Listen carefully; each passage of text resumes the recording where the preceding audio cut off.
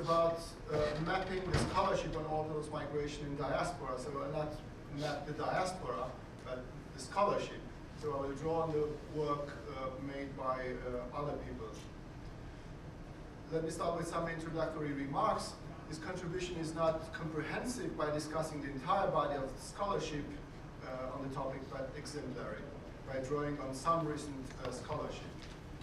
Migration is a complex phenomenon, and for the sake of analysis, I will draw my observation cluster my observation at two levels. First, at an institutional level, I refer to the Orthodox Church as a faith community and Orthodox churches as institutions. And second, on the other side, at the personal level, I will refer to Orthodox Christians as migrants. Let me go forward with two other introductory assertions. The first observation is that the scholarship dealing with this issue comes largely from specialists on the fields of social sciences, history, religious studies, or politics. And the Orthodox theologians are quite reluctant, or were quite reluctant to engage with this kind of topics, and did that only occasionally referring to pastoral considerations. There are some exceptions regarding the Orthodox theologians when they are referring to the canonical situation in diaspora, so the overlapping canonical jurisdiction. And on this issue, there is a relatively large body of scholarship and discussions in Creta at the Pan-Orthodox Council 2016, and some other discussions are telling us that. The second assertion is a more historical clarification, and it's an observation about the social, cultural, and ethnic background of these communities. And I will refer in my paper at the realities beginning with the 20th century until today. Orthodox believers migrated as individuals or as groups due to different reasons: historical upheavals, revolutions, wars, dictatorial regimes. And basically, in the decades after the Russian Revolution and the First World War, due to the new wave of migrants and refugees after the Second World War, the Orthodox Christianity become global, being present with consistent communities over all the continents. And this global spread, as I mentioned already, this global spread of the Orthodox Christianity in the 20th century occurred due to not due to mission, but due to migration. It has taken took place a successful integration among Orthodox believers in their regional context, so that Orthodox Christians coming from an Orthodox background at the second generation become quite, in some cases, quite assimilated, losing their ancestors' language and sometimes their religious identity. Some of them suffered, some of such diaspora communities suffered relocation, and so there's not a even development in the history of the Orthodox diaspora in a certain place during the time. New ways of migration resembling sometime almost the new foundations, and we can clearly observe tensions between the so-called old and new diasporas on different places. So the global context is actually the actual landscape of the Orthodox Christianity. We're not talking, and it's my intention to make this thesis clear. When we are talking about Orthodox Christianity, we cannot talk only about Eastern Europe and Middle East, but we have to talk about Orthodoxy as a global religion. Trying to find some numbers, some figures about how many Orthodox Christians are living abroad, so in non-Orthodox tradition, non-Orthodox territories, was quite difficult, and there is no relevant such numbers. But I think that at least 30% of the Orthodox population is living as part of diaspora, including new migrants, second, third, fourth generation diaspora people, so people born actually in these countries and converts as well. Now, let me go forward and tell you something about at this first level of this distinction I mentioned to you, Orthodoxy as faith community and Orthodox churches as institutions. And the first thing, and most important thing I will talk on, it's about Orthodoxy nationalism, respectively transnationalism. That's the point. And I refer to several authors.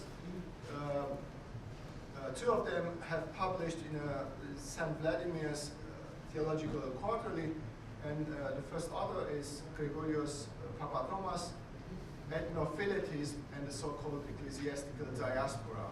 So his article was published in 2013. Ethnophiletism, coming from ethno, nation, and phile, race, is as term is a construction of the Council in Constantinople 1872 as the creation of a Bulgarian church in the absence of a national state was condemned, and this ethnophilitism was condemned at that time as a heresy, a kind of religious exclusivism. Papathomas is regarding ecclesiastical diaspora as a consequence of this ethnophilitism, this being previously responsible for the, and I quote, phenomenon of the national autocephalous churches. Defining philitism, he said, and I quote, philitism is the precedence and preponderance of the race and the nation, the deliberate and conscious pursuit of racial and national discrimination within the church, end of quotation. Another quotation from him is that ethnophilitism constitutes a confusion between the church and the race/nation, and an assimilation and even sometimes identification of church with the nation. It's a kind of racial religious nationalism. That was all quotation. I quote again, the church therefore is never constituted according to nationality, but rather according to territoriality. And autocephaly is not awarded to an ethnic group, but to a church in a specific local territory. And that's the territorial principle. Now let me just picking up this argument to comment on that. Papathomas is right in stating the condemnation of ethnophilitism by tracing back the religious, but tracing back the religious diasporas to the idea of the French Revolution is certainly historically inaccurate and overlooks the experience of Jewish, Greek, Armenian, and so on and so forth diasporas, people from the antiquity to the present. And if you look at it, and I suppose many of them are familiar with the diaspora studies, you'll see that these ancient diaspora communities are actually always considered in order to give us a pattern beyond this context of nationalism of the 20th century, of the 19th and 20th century, to give us a pattern to understand diaspora in the course of the history, in the long course of the history. So I think it's not right in stating that.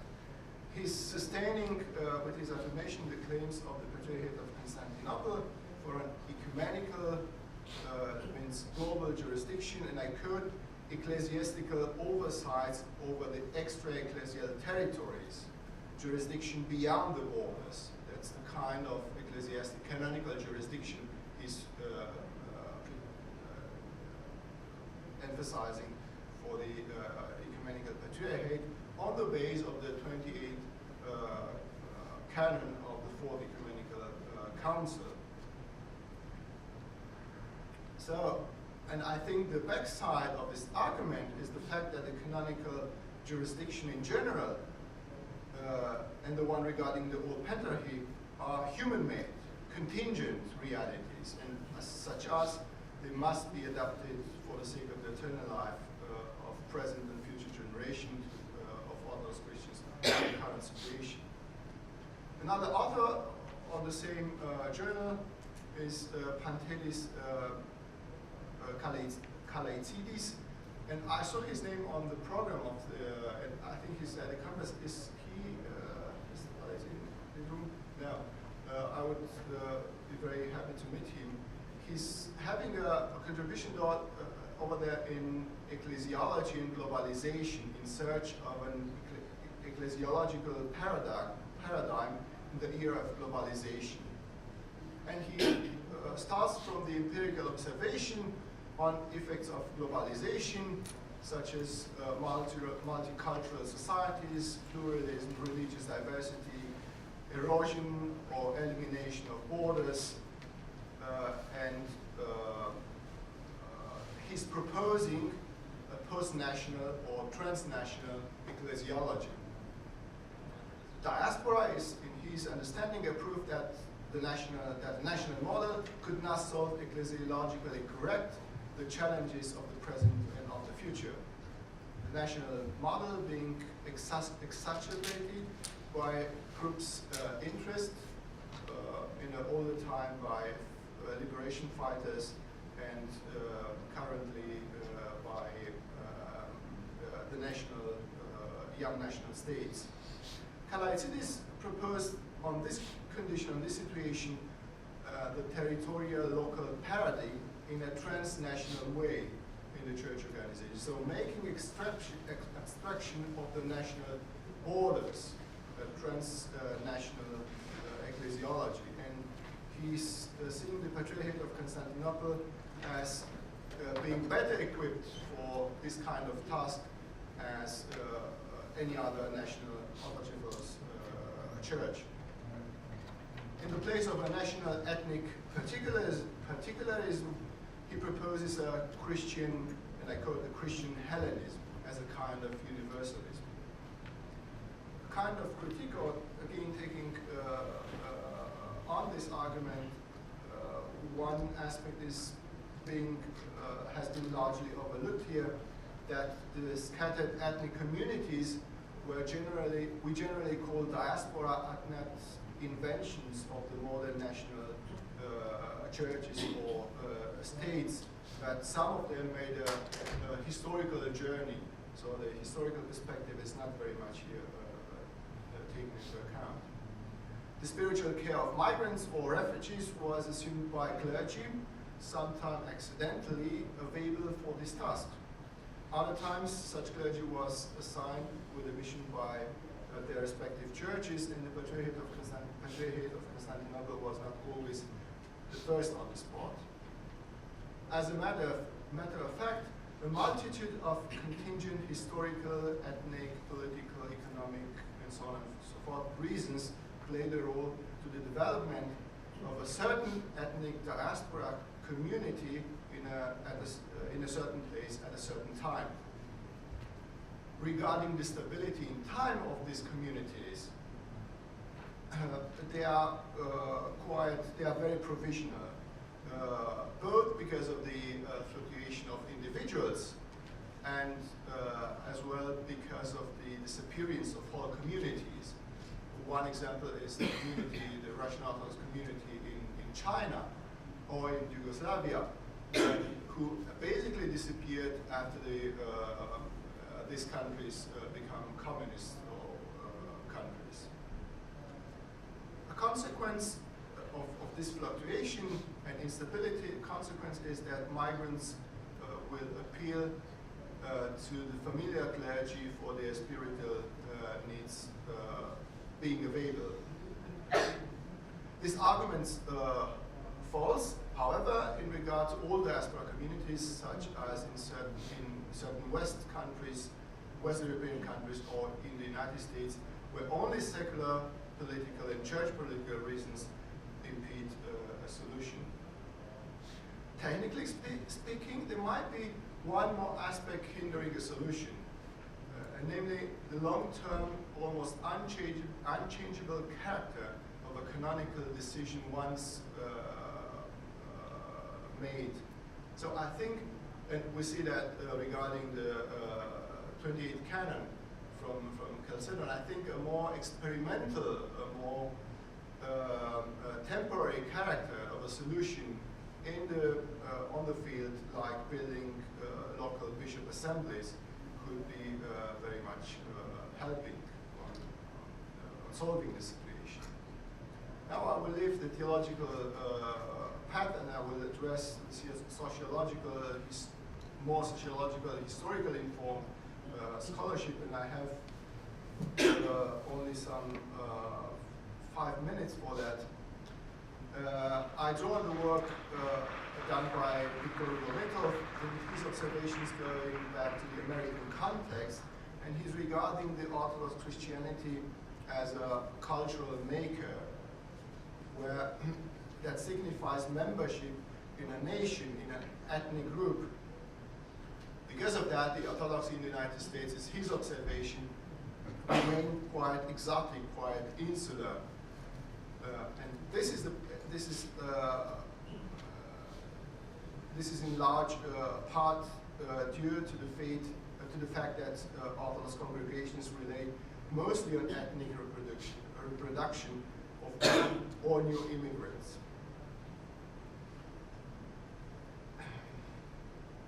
He proposes, observing the situation in the United States, he comes to the conclusion that the Orthodox communities are transnational national communities. So transnational national communities. What does it mean? They are defined as national communities connected to a real or imagined national homeland that lies outside the boundaries of the nation state they inhabited. And that's related to the very concept of diaspora. Rometov is emphasizing, is talking about two options the Orthodox churches have in this situation, two opposite options. The first is this, that migrants use religion as a means of maintaining ties with the home country. It's a transnational national religious community. And the second option is that migrants participate in religious multi-ethnic networks, connecting them to their co-religionists locally and globally. And he states that the first alternative is most usual among Orthodox churches. He's talking about patterns of indigenization, and as such, there are two examples he's talking about. One is the Orthodox Church in America, OCA, and because of the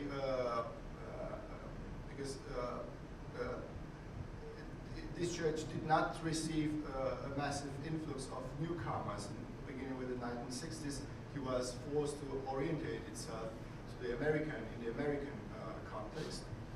And this group was the first to adopt English as a liturgical language. And the second pattern of indigenization in the American context is the Orthodox Christian laity. To some of them, it's maybe that known. These included a complete separation of the Orthodox Church and the Greek American ethnic community in the creation of a touch of American church and pan-American patriarchate.